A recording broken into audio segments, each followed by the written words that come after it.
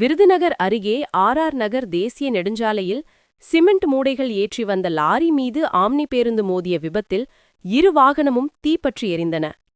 விருதுநகர் அருகே உள்ள நகரில் தனியார் சிமெண்ட் ஆலையிலிருந்து சிமெண்ட் மூடைகள் ஏற்றிய லாரி ஒன்று தென்காசி நோக்கி நேற்று புறப்பட்டது.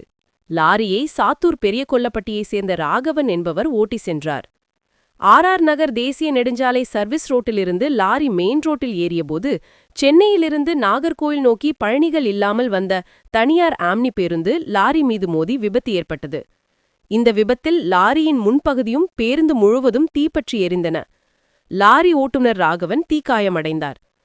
பேருந்து ஓட்டுநர் உடனடியாக பேருந்திலிருந்து வெளியேறியதால் காயமின்றி தப்பினார்.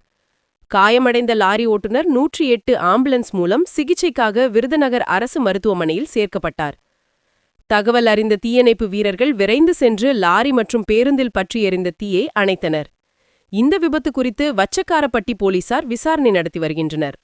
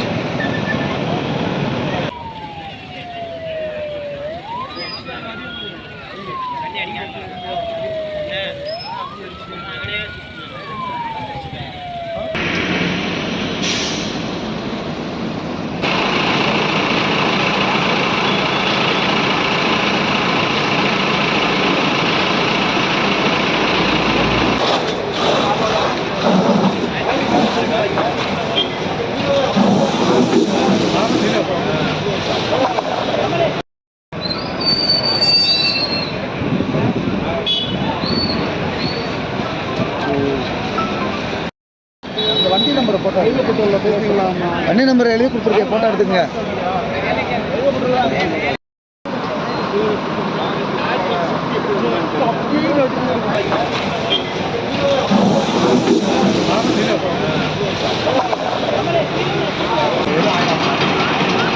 கவனமா